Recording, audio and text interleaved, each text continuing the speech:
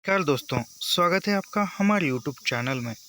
जैसे कि आप सभी को पता है, अ, आने वाला जो नेट का एग्ज़ाम है जून का, उसका पाठ्यक्रम कुछ थोड़ा-सा बदलने वाला है, पूरा नहीं बदलेगा। तो इसी समय है नया पाठ्यक्रम आने में। तब तक हम देखेंगे हिंदी साहित्य का इतिहास, जो कि हिंदी साहित्य का दूसरा इतिहास नामक ग्रंथ लिखा है बच्चन सिंह जी ने। यह हम लाइन टू लाइन पंक्ति दर पंक्ति देखेंगे। जैसे कि इसके इसके पहले ही हमने नेट पाठ्यक्रम की कुछ कहानियाँ, कुछ कृतियाँ, कुछ रचनाएँ देखी है लाइन टू लाइन पंक्ति दर पंक्ति। उसी प्रकार हम यह बच्चन सिंह द्वारा लिखित हिंदी साहित्य का दूसरा इतिहास भी हम देखेंगे। इसमें भी हम लाइन टू लाइन पंक्ति दर पंक्ति पढ़ेंगे। और मैं पहले ही बता देता हूँ कि इसका मैं ज़्यादा विवरण नहीं करूँगा, ज़्यादा विश्लेषण नहीं करूँगा, क्योंकि समय बहुत कम है। क्योंकि जब नया पाठ्यक्रम आएगा तो फिर वही पाठ्यक्रम पढ़ाना मैं प्रारंभ करूँगा। इससे पहले वह पाठ्यक्रम आने से पहले मैं जो हमारा यह जो ग्रंथ है हिंदी साहित्य का दूसरा इतिहास, यह मैं ख़त्म करने का प्रयास करूँगा। तो बढ़ते हैं आज की वीडियो की तरफ, मूल कृति की तरफ। देखते हैं भूमिका जो इसकी भूमिका है, हिंदी साहित्य के नया इतिहास की जो भूमिका है वह देखेंगे। आरंभ में ही कह दूँ कि न तो आचार्य रामचंद्र शुक्ल के हिंदी साहित्य का इतिहास को लेकर दूसरा नया इतिहास लिखा जा सकता है और न उसे छोड़कर। यानी कि वहाँ बच्चन जी कहना चाहते हैं कि जो आचार्य रामचंद्र शुक्ल का जो हिंदी साहित्य का इतिहास है, उस ग्रंथ को छोड़कर भी नया इतिहास नहीं लिखा जा सकता और उस ग्रंथ के साथ भी दूसरा नया इतिहास लिखा नहीं जा सकता। यानी उसको साथ लेकर ही चलना पड़ेगा। कहने का मतलब सन 72-73 यानी सन 1972-73 में जब मैं आधुनिक हिंदी साहित्य का इतिहास लिखने की तैयारी कर रहा था, तो मुझे कुछ वैसा ही एहसास हुआ। सन 1989 में मेरी एक दूसरी पुस्तक, यानी सन 1989 में बच्चन सिंह की दूसरी पुस्तक आचार्य शुक्ल का इतिहास पढ़ते हुए छपी। यानी आचार्य रामचंद्र शुक्ल का जो इतिहास है, हिंदी साहित्य का इतिहास, यह इतिहास का अध्ययन करते समय इनकी जो बच्चन सिंह की किताब दूसरी छपी। उस पुस्तक को तैयार करने में मुझे उनके इतिहास के दोनों संस्करणों को अक्षरशः मिलाना पड़ा। उसमें मैंने लिखा है, नए इतिहास के लिए शुक्ल जी का इतिहास एक चुनौती है। यानी नया इतिहास, यदि कोई इतिहासकार या कोई यदि लेखक नया इतिहास लिखता है तो उसके सामने जो शुक्ल जी का जो इतिहास है वह एक चुनौती बनकर खड़ा है। उनसे बहुत कुछ सीखने के साथ ही उनके ऐतिहासिक पैटर्नों को देखना होगा, तोड़ना होगा। यानी जो शुक्ल जी का जो इतिहास का जो इतिहास ग्रंथ लिखने का जो पैटर्न है, जो रीति है, उसको तोड़ना पड़ेगा, तब जाके कोई नया इतिहास लिख सकता है, ऐसा बच्चन जी कहते हैं। और जब रचनात्मक साहित्य पुराने पैटर्न को तोड़कर नया बनता है तो साहित्य के इतिहास पर वह क्यों न लागू होता। जब रचनात्मक साहित्य पुराना पैटर्न तोड़कर, यानी ये जो रचना का साहित्य है, किसी भाषा का साहित्य का इतिहास है, वह लिखते समय जो पुराना पैटर्न है, जो पुरानी रीति है, नियम है, वह तोड़कर नया बनता है, तो साहित्य के इतिहास पर भी वह जो नए नियम है, नया पैटर्न है, वह क्यों नहीं लागू होगा।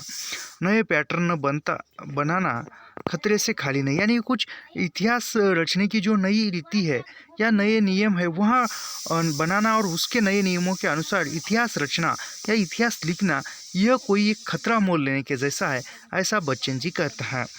नया इतिहास लिखने के लिए यह खतरा उठाना ही होगा। यानी नया इतिहास लिखने के समय जो नई चुनौतियाँ है या नए समस्या है, उन समस्याओं का सामना करना ही पड़ेगा। शुक्ल जी के इतिहास का संशोधित और परिवर्धित संस्करण सन 1940 में छपा था। उसके प्रकाशन के बाद 50 वर्ष से अधिक का समय निकल गया। यानी जो शुक्ल जी का जो पहला इतिहास है वह 1929 में प्रकाशित हुआ और उसका जो परिवर्तित संस्करण है वह 1940 में छपा। तब उसके प्रकाशन के बाद, उसका प्रकाशन होने के 50 वर्ष बाद से अधिक, यानी 50 वर्ष के अधिक समय हो गया था। इस अवधि में अनेक शोध ग्रंथ छपे, नई पांडुलिपियाँ उपलब्ध हुई, ढेर सा नया साहित्य लिखा गया। यानी उस 50 वर्षों में बहुत सारा नया साहित्य, नई सामग्री लिखी गई, छपी गई। ध्यातव्य है कि शुक्ल जी का इतिहास औपनिवेशिक भारत में लिखा गया। अब देश स्वतंत्र है, उसमें लोकतांत्रिक व्यवस्था, यानी शुक्ल जी का जो इतिहास है, जब हम परतंत्र में थे, हम स्वतंत्र नहीं थे, स्वाधीन नहीं हुए थे, तब लिखा गया था। लेकिन अब जो है हम स्वतंत्र हो गए हैं, तो उसकी जो भी कुछ वो परिपाटी है वह बदली हुई होगी। भारतीय लोकतंत्र की अपनी समस्याएं हैं, सांस्कृतिक सामाजिक संघर्ष है, इन्हें देखने समझने का बदला हुआ नजरिया है। यानी अब हम स्वतंत्र हो चुके हैं, स्वाधीन हो चुके हैं, तो हमारा जो वो सांस्कृतिक सामाजिक जो भी संघर्ष है वह बदला हुआ है, पहले के जैसा नहीं है। तो उसके अनुसार ही एक नए रूप में ही हमें इतिहास ग्रंथ लिखना चाहिए, ऐसा बच्चन जी का कहना है। इस नए संदर्भ में यदि शिष्टक्षेपण नहीं करना है तो नया इतिहास ही लिखा जाएगा। यानी इस नए संदर्भ में इतिहास लिखना चाहिए। यूँ तो प्रगतिवाद और अस्तित्ववाद का प्रभाव परतंत्र भारत के आधुनिक साहित्य पर दिखाई पड़ने लगता है। यानी जो प्रगतिवाद है तथा अस्तित्ववाद है, इन पर जो आधुनिक साहित्य पर जो प्रभाव पड़ा हुआ है वह दिखता है। पर 60 के बाद, यानी 1960 के बाद अस्तित्ववाद अपने चरम उत्कर्ष पर पहुंच गया। यानी जो 1960 के बाद जो अस्तित्ववाद है वह एक चरम उत्कर्ष, यानी यह उभर कर सामने आया, एक भरभराटी के इसमें आ गया। 8वें 9वें शतक में ऐतिहासिक परिप्रेक्ष्य के बदलाव के चलते अनेक नए प्रत्यक्षों का जन्म हुआ। जैसे यानी एक नए पहलुओं का जन्म हुआ, नई जो भी वो वाद है, जो भी वह नए संकल्प है या नई विचारधारा है वह उभर कर सामने आई। जैसे कि राष्ट्र औपनिवेशिकता व निवेशकता, उत्तर औपनिवेशिकता, तीसरी दुनिया, उत्तर आधुनिकता, वैश्विक ग्राम, खुला बाजार, संचार माध्यम आदि। यानी कि आधुनिकता के साथ एक नए बदलाव भी संस्कृति में, समाज में दिखने को मिले। इसके माध्यम से विकसित देश, विशेषतः अमेरिका, तीसरी दुनिया पर अपनी संस्कृति लादने लगे। यानी जो अमेरिका जो है वह तीसरी दुनिया जो दुनिया है उस पर तीसरी संस्कृति लादने का प्रयास कर रहा है। तीसरी दुनिया की संस्कृति पहली दुनिया की संस्कृति का चराह है। यानी जो तीसरी संस्कृति है, यानी तीसरी संस्कृति उपलब्ध होने के पहले जो संस्कृति थी उसी के धरातल पर तीसरी संस्कृति उपलब्ध हो चुकी है या निर्माण हो चुकी है। यानी यहाँ पर कहते हैं कि तीसरी दुनिया की संस्कृति पहली दुनिया की संस्कृति का चरागाह है। भारत तीसरी दुनिया में आता है। यह प्रश्न पूछा भी जा सकता है कि बच्चन सिंह के अनुसार भारत कौन सी दुनिया में आता है, तो बच्चन सिंह के अनुसार भारत तीसरी दुनिया में आता है। स्वतंत्र होने के बाद हम क्रमशः मानसिक परतंत्रता में कसते गए। जो काम मैकाले नहीं कर सका वह बहुराष्ट्रीय कंपनियां, विदेशी अवधारणाएं और जीवन शैलियाँ कर रही है। इससे प्रभावित कुछ लोग पाश्चित्य संस्कृति का सृजन करने लगे हैं। साहित्य सांस्कृतिक उत्पादन है। अब क्या था, विदेशी विषय वस्तु, शैली और कोड ग्रहण किए जाने लगे, पर अन्य लोगों ने इनको स्वदेशी संदर्भों से जोड़ा और कुछ अपनी जड़ों को नए सिरे से खोजने लगे। यानी जो भी वो पुरानी परिपाटी उसको तोड़कर एक नया सृजन करने लगे, एक नव निर्माण करने लगे। परंपरा और आधुनिकता में टकराहट हुई और हो रही है। यानी जो भी परंपराएं है, जो भी आधुनिकता है, जो भी पहले से परंपराएं चली आ रही थी उस परंपरा में और जो आधुनिकता में जो नए रूप आए हैं या नए नियम आए हैं उसमें टकराहट होने लगी है और हो रही है और ये होती रहेगी। यह शुभ लक्षण है। आधुनिक काल के 8वें 9वें दशक के साहित्य को इस परिप्रेक्ष्य में देखने का प्रयास किया गया। यानी जो आधुनिक काल है, आधुनिक काल में जो 8वीं 9वीं शताब्दी है, दशक की जो 8वें 9वें शतक में जो साहित्य लिखा गया है उस साहित्य को देखने का प्रयास भी आधुनिकता में किया जा रहा है। इधर टेक्नोलॉजी ने अध्ययन के नए उपायों का विकास किया है। यानी जो टेक्नोलॉजी आई है आधुनिक युग में तंत्रज्ञान आया है, तकनीकी आई है, उस तकनीकी में जो अध्ययन करने के जो नए नए उपाय है वह विकसित हो चुके हैं और सामने आ चुके हैं। इसके फलस्वरूप नए पाठक का पुरानी कृतियों से नया रिश्ता बनता है। यानी जो नई तकनीक आई है उस तकनीक के अनुसार कोई एक नया पाठक है, वह नया पाठक होकर भी जो पुरानी कृति है यानी जो पुरानी ग्रंथ है, पुरानी किताब है, उनका एक नए सलीके से नया रिश्ता उन किताबों के साथ या उन कृतियों के साथ बनता है। यह रिश्ता पहले के पाठकों से कृति का जो रिश्ता बना था उससे भिन्न होगा। यानी जो पहले के जो पाठक है, पुराने पाठक, उन पुराने पाठकों से भिन्न रिश्ता इन नए पाठकों का उन कृतियों के साथ जुड़ेगा। यानी विचार करने के एक वैचारिक दृष्टिकोण से, समीक्षात्मक दृष्टिकोण से इनका सोचने का नज़रिया उन पुराने पाठकों से कुछ अलग तरह का होगा, विभिन्न तरह का होगा। दोनों रिश्तों में एक प्रकार का मूल्यगत संघर्ष होता है। यानी एक ही कृति का जो पुराने पाठक और नए पाठक है उनमें उन एक ही कृति का जो मूल्यांकन करने का जो मूल्यांकन के अंतर्गत दोनों के अंदर एक संघर्ष होता है या संघर्ष दिखाई देता है। भाषा शैली रूपात्मक प्रयोग भी इतिहास के आधार बनते हैं। यानी भाषा शैली है वह भी इतिहास रचने के आधार बनती है। भाषा शैली भी इसे नए सिरे से अन्वेषित करने की आवश्यकता है। यानी भाषा किस प्रकार इतिहास रचने में सिद्ध होती है यह भी एक नए सलीके से बताना पड़ेगा। बदलाव के इस परिपार्श्व में इतिहास के अनेक बदलाव के इस परिपार्श्व में इतिहास के काल विभाजन, नामकरण और मूल्यांकन में भी परिवर्तन होंगे। यूँ तो काल विभाजन सुविधा उपयोगी होता है।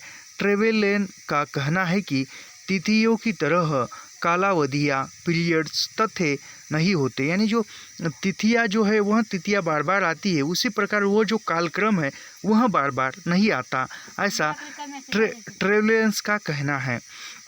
वे अतीत की घटनाओं के संबंध में बनाए गए काल चलाऊ प्रत्यय है।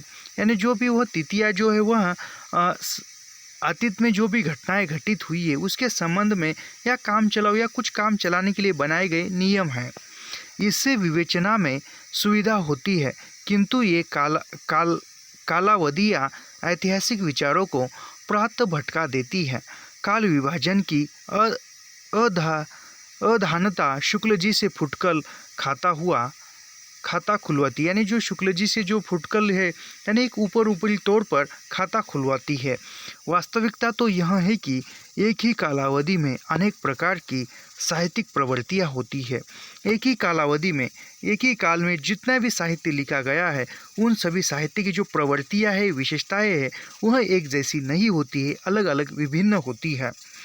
उनसे या तो सह अस्तित्व होता है या टकराहट होती है। यानी उन सभी एक ही काल में जितनी भी रचनाएं लिखी गई है, जितनी कृतियाँ उभर छपी हुई है, उन कृतियों में अलग अलग प्रवृत्तियाँ देखने को मिलती है और उन सभी में सह अस्तित्व तो होता है या टकराहट भी होती है। पहले आदिकाल, मध्यकाल और आधुनिक काल की संज्ञाओं को ले। यानी सबसे प्रथम जो आदिकाल है, फिर मध्यकाल, आधुनिक काल, इनकी जो संज्ञाएँ हैं उनको सामने रखते हैं बच्चन जी।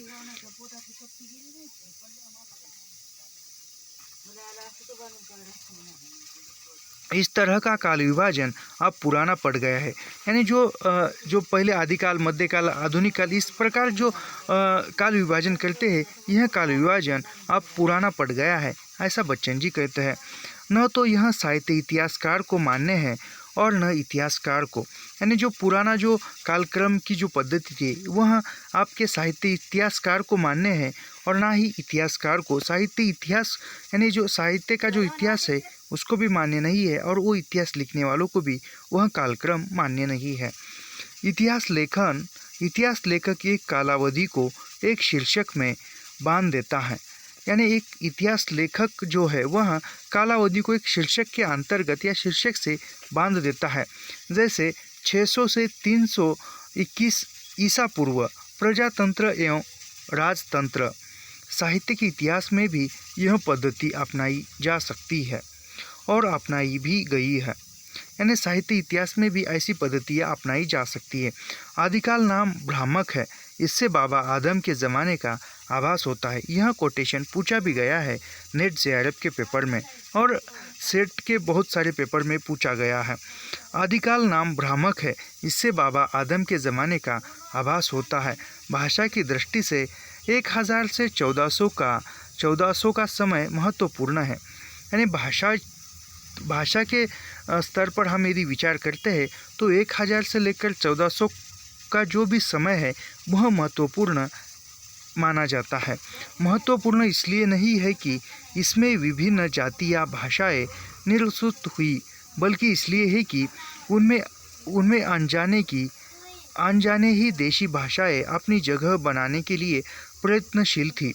यानी बच्चन जी कहते हैं कि यह 1000 से 1400 के बीच का जो समय है वह महत्वपूर्ण है, इसलिए नहीं कि वो उसमें जो जातीय भाषा है वह उभर कर आई है, क्योंकि जातीय भाषाएं विस्तृत हुई, यानी उसमें जो भाषा है वह विस्तृत हुई और प्रांत के अनुसार वो उन भाषाओं ने अपना स्थान बनाया। उस भाषाओं का स्थान बनाने के लिए यह समय महत्वपूर्ण मानते हैं। अपभ्रंश का व्याकरण भी देशी भाषाओं के व्याकरण से नहीं मिलता, यानी जो अपभ्रंश भाषा का जो व्याकरण है वह अन्य देशी भाषा से नहीं मिलता, वह अलग है। अब अपभ्रंश को कोई पुरानी हिंदी नहीं कहता, यानी अपभ्रंश को आप पुरानी हिंदी कोई नहीं कहता, पर इस काल में अपभ्रंश काव्य का प्राधान्य था। लेकिन इस काल में यानी 1000 से 1400 के बीच में अपभ्रंश का जो काव्य है उसका प्राधान्य था, यानी उस समय अपभ्रंश जो काव्य है वह अस्तित्व में था। यदि भी राजसो काव्य की अप्रामाणिकता सिद्ध हो चुकी है, फिर भी उससे राजस्थानी के उदय का अंदाज़ा लगाया जा सकता है। यानी जो सिद्ध का जो राजस्थानी जो सिद्ध का जो साहित्य है वह उनकी अप्रामाणिकता है, उसमें प्रामाणिकता कुछ भी नहीं है, लेकिन भाषा के स्तर पर या भाषा का कालक्रम रखने के लिए उसको देखा जा सकता है। उसका यानी भाषा का अंदाज लगाने के लिए जो सिद्ध का जो राजस्थानी भाषा में लिखा हुआ साहित्य है उसको देखा जा सकता है। सुर पूर्व ब्रज भाषा की मामूली कृतियों का पता लगा है, पर प्रामाणिक रूप से 3 ही बोलियों का उदय देखा जा सकता है। यानी बच्चन जी 3 ही बोलियों का उदय मानते हैं। वह बोलियां है मैथिली, अवधी और खड़ी बोली। पहले के प्रवक्ता विद्यापति है, दूसरे के मुल्ला दाऊद और तीसरे के अमीर खुसरो। अंततः इस काल को अपभ्रंश काल जातीय साहित्य का उदय कहना अधिक संगत प्रतीत होता है। यह भी कोटेशन नेट जेआरएफ के पेपर में पूछा गया है। मैं फिर से पढ़ता हूँ। सुर पूर्व ब्रज भाषा की मामूली कृतियों का पता लगा है, पर प्रामाणिक रूप से 3 ही बोलियों का उदय देखा जा सकता है। यानी 3 ही बोलियाँ उस समय में 3 ही भाषाएं या 3 ही बोलियाँ अस्तित्व में थी, जैसे मैथिली, अवधी और खड़ी बोली। पहले के प्रवक्ता यानी जो मैथिली अवधी के जो प्रवक्ता है वह विद्यापति है, दूसरे के मुल्ला दाऊद और तीसरे के अमीर खुसरो। यानी खड़ी बोली के जो है वह प्रवक्ता बच्चन जी अमीर खुसरो को मानते हैं और अवधी के प्रवक्ता मुल्ला दाऊद को बच्चन सिंह मानते हैं। अंत इस काल को अपभ्रंश काल जातीय साहित्य का उदय कहना अधिक संगत प्रतीत होता है। भक्तिकाल है, मध्यकाल नहीं। यानी भक्तिकाल जो है वह भक्तिकाल ही है, मध्यकाल नहीं। यानी किसी जो साहित्यकार ने, इतिहासकार ने उसका कालक्रम निश्चित करते हुए किसी ने उसको मध्यकाल कहा है, तो वह बच्चन जी कहती कि वो भक्तिकाल है, मध्यकाल नहीं है। मध्यकाल सामान्यतः जकड़ी हुई मनोवृत्ति का परिचायक है। इसे आचार्य हजारी प्रसाद द्विवेदी जब्दी हुई मनोवृत्ति कहते हैं। यानी आचार्य हजारी प्रसाद द्विवेदी जो है वह जब्दी हुई प्रवृत्ति मनोवृत्ति कहते हैं, यानी मन की प्रवृत्ति के अनुसार भक्तिकाल को मध्यकाल कहा गया है, ऐसा हजारी प्रसाद जी कहते हैं। मध्यकालीन चित्तवृत्ति में अंग्रेजी की मेडिवियल सेलिबिलिटी का अर्थ प्रविष्टि हो चुका है। अनेक अर्थों में यह नवजागरण काल है। प्रथम नवजागरण डॉक्टर रामविलास शर्मा इसे आधुनिक काल कहना पसंद करते हैं। यानी वह बच्चन जी कहते कि जो प्रथम नवजागरण था, प्रथम नवजागरण को डॉक्टर रामविलास शर्मा ने आधुनिक काल कहा है। अपने अंतर्विरोधों के बावजूद जिस सेलुलर शब्द पर आज बहुत जोर दिया जा रहा है वह अपनी मूल अर्थवत्ता में भक्त कवियों में मौजूद था। आज के अंतर्राष्ट्रीय धर्म उन्माद में जलते हुए लोगों को उस काल के भक्ति काव्य में सुकून मिलता है और इस उन्माद से लड़ने के लिए आध्यात्मिक प्रेरणा रीतिकाल के कवियों में भी धर्मनिरपेक्षता की आहट सुनाई पड़ती है। यानी जो भक्तिकाल के कवियों में जो धर्मनिरपेक्षता की आहट थी वह रीतिकाल के कवियों में भी दिखाई पड़ती है।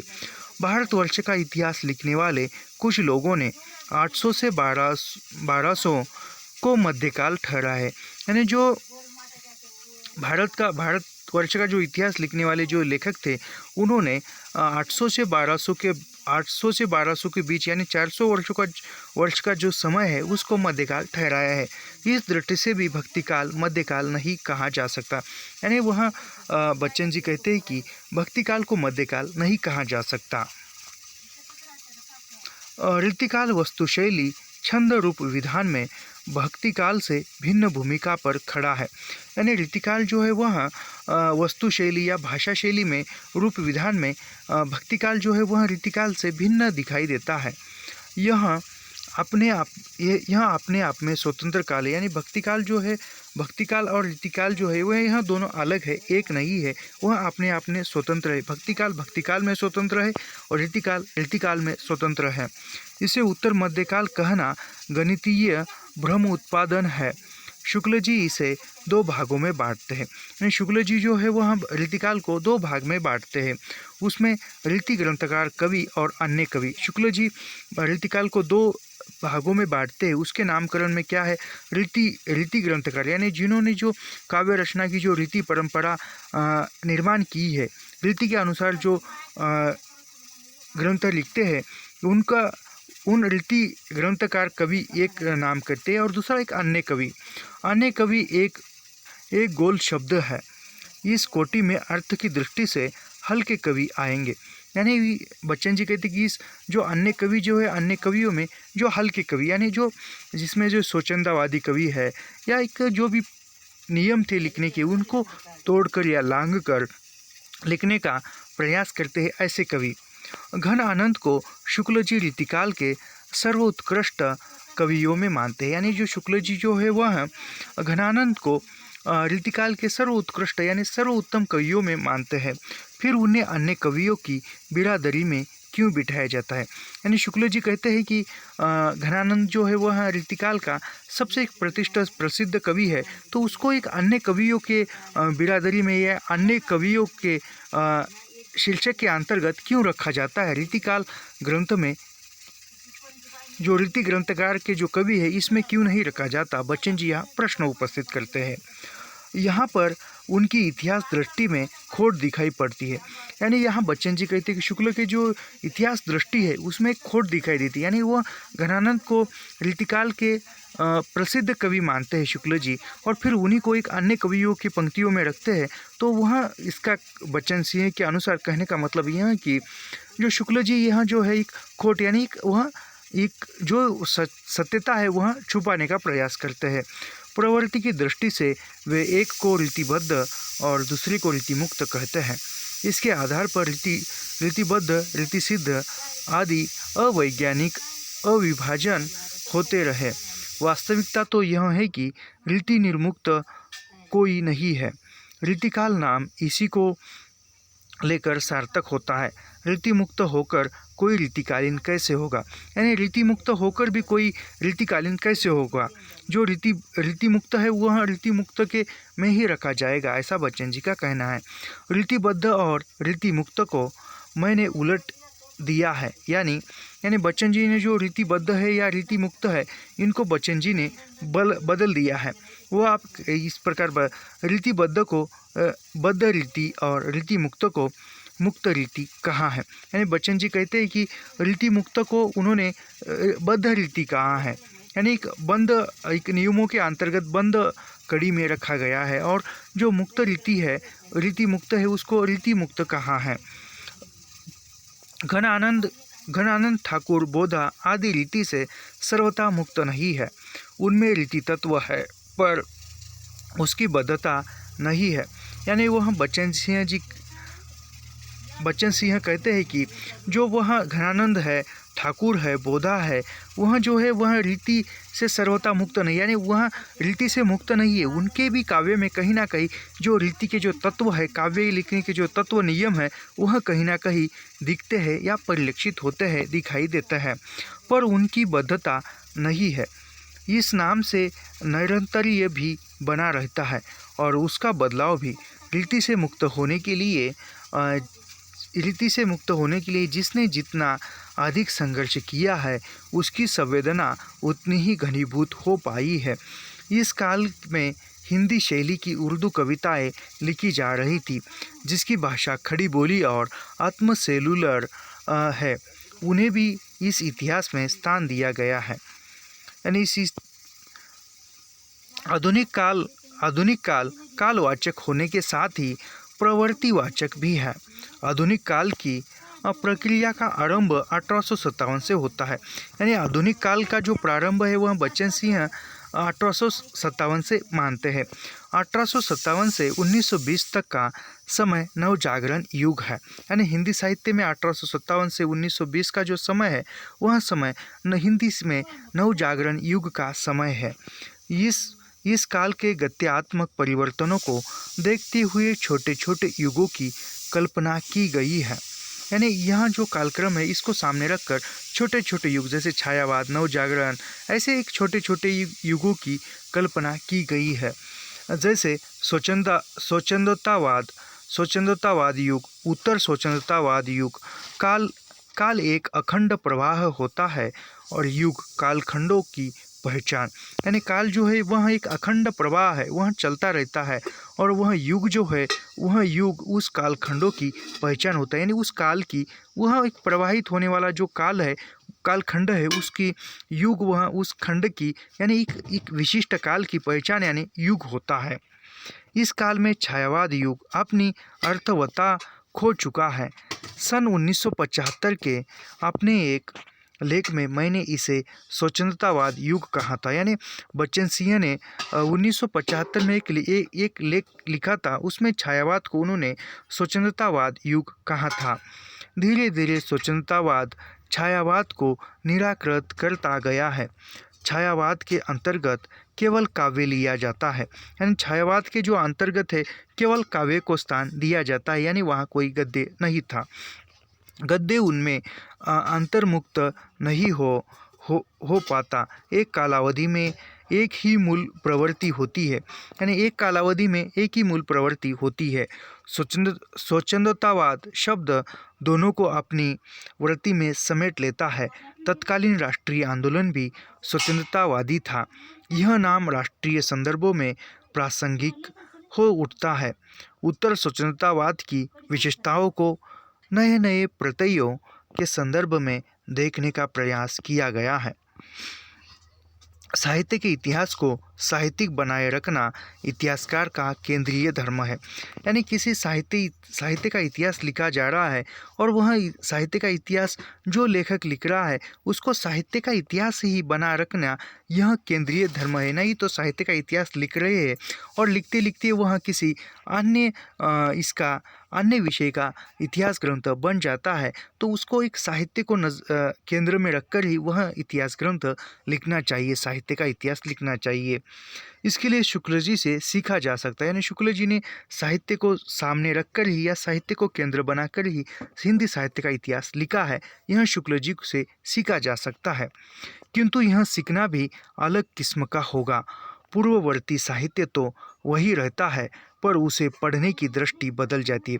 यानी जो पहले का जो पुराना जो साहित्य है उसको वह साहित्य तो वैसा ही रहता है, लेकिन उसके जो पढ़ने की या अध्ययन करने की जो दृष्टि है वह बदल जाती है, वह एक नए सलीके से रहती है।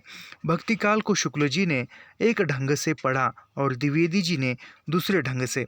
यानी यहाँ पर एक उदाहरण बताने के लिए वह कहते हैं कि भक्तिकाल को शुक्ल जी ने एक दृष्टि से पढ़ा और द्विवेदी जी ने दूसरी दृष्टि से पढ़ा या दूसरे ढंग से पढ़ा।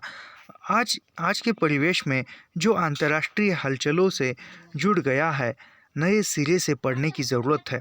यानी जो आज के परिवेश में जो एक अंतर्राष्ट्रीय हलचलों में एक कुछ नया जुड़ गया है, उसको एक नए सिरे से पढ़ने की ज़रूरत है या रेखांकित करने की आवश्यकता है। किसी हद तक हिंदी साहित्य को इसी दृष्टि से पढ़ने और इतिहासबद्ध करने का प्रयास किया गया है। यानी जो भी वह नए बदलाव हुए हैं उसको हिंदी साहित्य में एक नए सलीके से पढ़कर या इतिहासबद्ध करने का प्रयास बच्चन जी ने किया है। बच्चन सिंह यहाँ पर जो भूमिका है वह समाप्त होती है पहले संस्मरण की, या यहाँ पर दूसरा संस्मरण की भूमिका हम पढ़ते हैं। साहित्य इतिहास लेखन एक प्रवाहमान और गत्यात्मक प्रक्रिया, यानी साहित्य का जो इतिहास है वह प्रवाहमान है, कहीं रुकता नहीं है, वह एक गतिशील प्रक्रिया है, आगे बढ़ता ही रहता है या बदलता ही रहता है, परिवर्तनशील है। कोई महत्वपूर्ण नई पुस्तक छपी कि इतिहास लेखन के पुराने ढांचे से छेड़छाड़ शुरू करनी पड़ती है। यानी कोई नया साहित्य इतिहास यदि लिखा है या वह छपकर सामने आए, जो भी वह पुराना जो साहित्य इतिहास लिखने का, जो साहित्य ग्रंथ लिखने का जो ढांचा था या नीति थी, नियम थी, उसके साथ छेड़छाड़ होती है या वह बदलने के कगार पर होते हैं। संबंध लेखक का पुनर्विवेचन अपेक्षित हो जाता है। दूसरा, इतिहास के नए संस्मरण में इसका पूरा ध्यान रखा गया है। यानी जो दूसरा जो इतिहास है उसके नए संस्करण में इसका जो भी वह नियम है उसका पूरा ध्यान रखा गया है। जिन लोगों को आचार्य शुक्ल के साहित्य इतिहास के आगे कुछ नहीं सुझाई पड़ता, उन्हें अपनी आंखों का इलाज कराना चाहिए।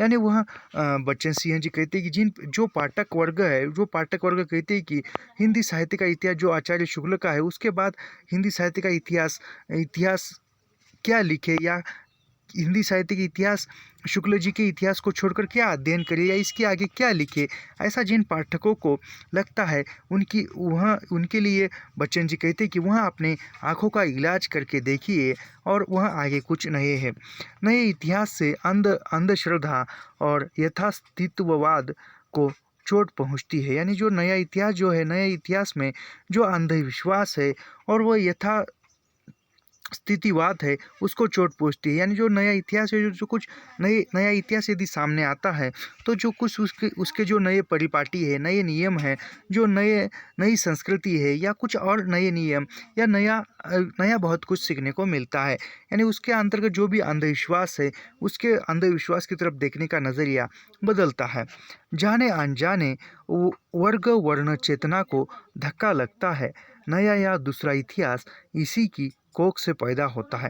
यानी वह बच्चन जी कहते हैं कि जाने अनजाने में धर्म या जो वर्ग चेतना है उसको धक्का लगता है, यानी जो वर्ग चेतना है उसको कहीं ना कहीं चोट पहुंचती है। इससे ही नया इतिहास उत्पन्न होता है।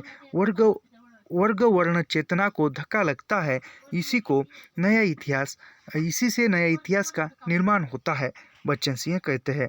राधा कृष्ण प्रकाशन के स्वत्वाधिकारी श्री अशोक महेश्वर जी को सूचना उद्योग से ज्ञात हुआ कि हिंदी साहित्य का दूसरा इतिहास में स्त्री लेखन को कम स्पेस दिया गया है।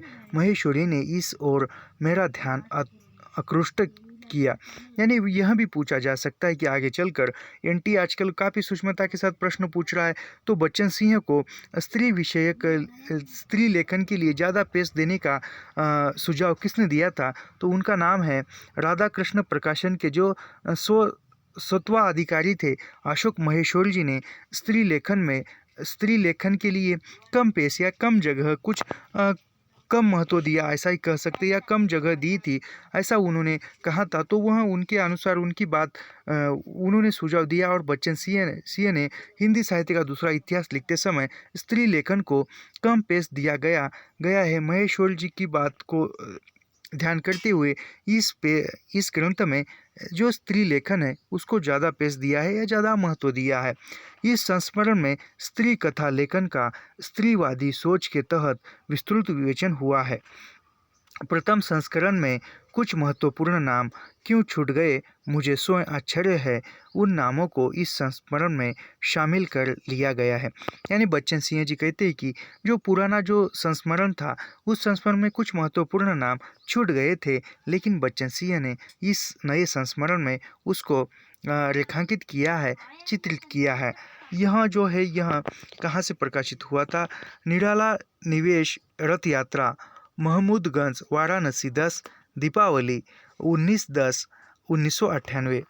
यहाँ पर ये हुआ लिखा गया था इसकी भूमिका 1958 यानी मेरे जन्म के वर्षों में। तो यहाँ पर जो है भूमिका समाप्त होती है और यहाँ से इतिहास ग्रंथ प्रारंभ होता है। हम विषय सूची यानी अनुक्रमणिका देखते हैं और कल से हम इसका एक लाइन टू लाइन पढ़ना प्रारंभ करते हैं। भूमिका तो हमने पढ़ी है।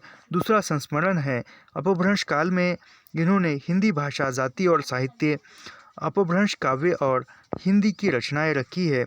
अपभ्रंश और हिंदी, अपभ्रंश काव्य, बौद्ध सिद्ध साहित्य, चर्चा पद, नाथ पद, जैन और जैनेतर काव्य, पुराण काव्य, अन्य काव्य, श्रृंगार और वीर, दर्पपूर्ण काव्य, रासो काव्य, यह इन्होंने अपभ्रंश काल में रखा हुआ है। इसके बाद है प्राकृत पैगलम और हिंदी के कवि।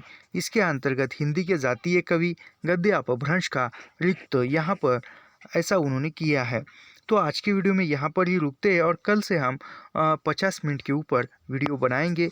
उसमें हम जितना जल्दी हो सके उतना जल्दी इस ग्रंथ को समाप्त करने का प्रयास करेंगे।